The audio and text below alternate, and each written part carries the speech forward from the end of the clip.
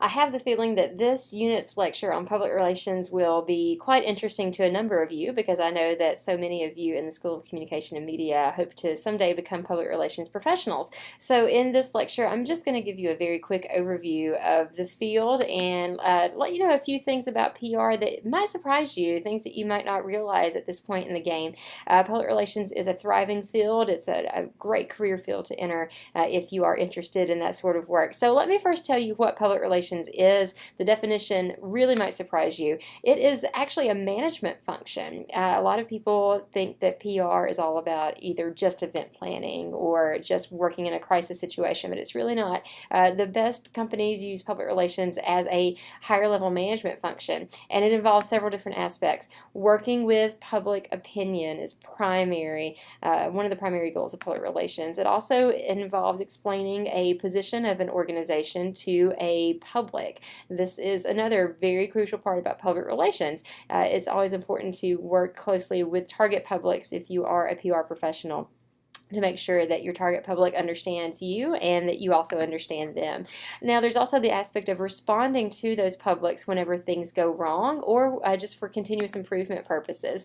It also involves a lot of research. There's a ton of research that goes into good public relations campaigns and public relations principles, an analysis of markets and publics, and implementing action programs. This is the part that I think a lot of people are aware of about PR, but the other aspects about the whole management function sometimes escape us whenever we think about what PR might be. Now, I've got a picture here of Nick Naylor from Thank You for Smoking. It is a fantastic movie. I recommend watching it. A little bit older movie, but it's about a stereotypical public relations professional. And Nick Naylor works in the movie as a fictional character who works for the tobacco industry as their public relations person. Now, you can imagine the difficulties that one might experience if you were doing PR for an industry that is connected to so many deaths every year. And the movie came out before some of the changes in policy regarding tobacco and advertising. So it is worth a watch if you're interested in the PR profession. But that's a stereotypical example of PR. It's not how all PR professionals operate. In fact, the PR professionals I know are some of the most ethically sound and best decision makers around because they have to make quick decisions all the time. Public relations is not strictly advertising, it's not strictly publicity, and it's not strictly promotion. However, those aspects do come into play as part of an overall PR campaign. So many people erroneously conflate the terms. A lot of people think PR is just advertising or that it is just promotion. It's not. Those aspects are very important. In a large company, the advertising for a brand wouldn't fall necessarily under the PR department. Advertising would probably fall under a marketing department or even an advertising standalone department. But what happens is the public relations department works closely with an advertising department or an advertising agency to execute the best plans for a brand or organization. Same thing for publicity and promotion. So PR individuals more often than not work as part of a team. PR plans and campaigns are almost always collaborative efforts. They're just so comprehensive, you really need multiple people on the team. Now, I've got here a screenshot from a video that's also embedded in your content for this week about Ogilvy Public Relations, one of the most famous and most productive public relations agencies in the world, and they do things really well. And one of their campaigns that I thought worked really well and one that I always like to highlight in class is a campaign that they did for Scrabble, the board game. And I've like I said, embedded the clip in the D2L environment, so I encourage you to check it out. And it's a short video, highly entertaining. I bet you never knew that Scrabble could be so exciting. I mean, I did because I love Scrabble, but the PR firm Ogilvy did a great job with a particular campaign for everyone's favorite board game.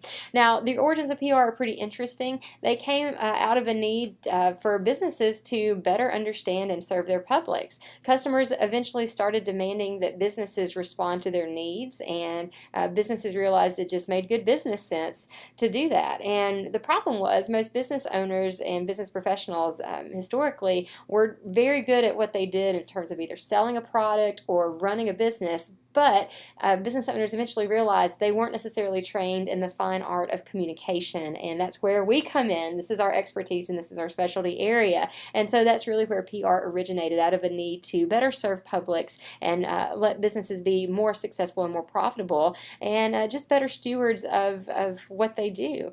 Because with PR professionals, they really allow businesses to do a better job at what they do every day. There are different divisions of public relations firms.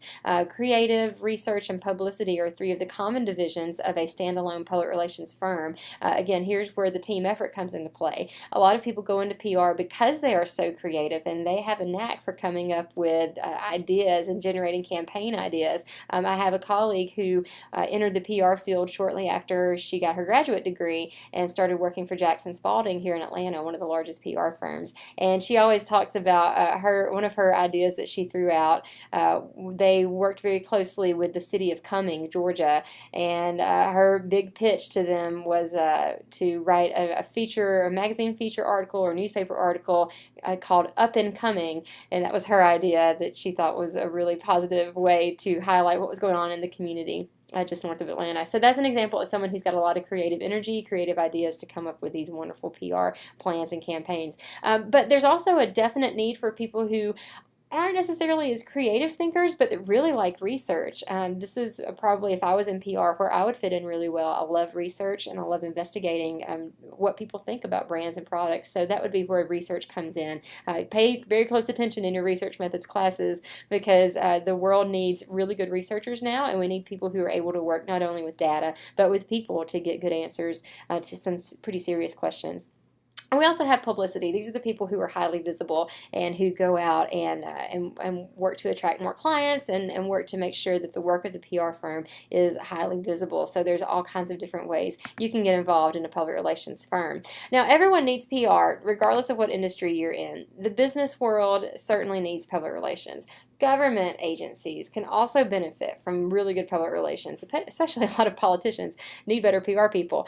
Universities and education can always benefit from a public relations professional managing things. Hospitals and the healthcare industry, this is a booming area right now. For those of you who are interested in getting your foot in the door, I think you should maybe consider going in the healthcare route. You don't have to be a doctor or nurse to help illustrate what's going right with a with a hospital or with a doctor's office. The nonprofit industry also is really in need of PR professionals to help build awareness of campaigns and to attract funds, as well as also to find out how nonprofit campaigns are working in communities. And crisis communications as well. One of the great examples of crisis communication, I'll also link for you here in the D2L environment. Another one done by Ogilvy. Everyone surely remembers the BP oil spill from several years ago and how terrible it was and how awful, and how everybody essentially hated BP for a very long time. They needed a good PR professional who was an expert in crisis communication to come in and help them fix their reputation, and not just fix their reputation, but also really improve that relationship that they had with their target public. And so what Ogilvy did was come up with a full-fledged campaign centered around the Olympics a couple years ago to help BP become better in the eyes of the public. So I'll link that one in the D2L unit for you too, so you can check out and see what a PR campaign that's trying to help recover from a crisis might look like. The strategies are totally different. So some food for thought for you as you move forward in the discussion area. Think a little bit about how much faith the public has in the credibility of PR professionals. I think a lot of times PR professionals get a bad rap in the general community because people erroneously accuse them of being spin doctors or accuse them of being unethical or immoral in their approaches, and that's just not the case for most PR professionals. Really, people go into PR a lot of times because they have a genuine desire to make things better and to improve the relationship between a brand or an organization and a target public. So I think that that's something that's worth considering.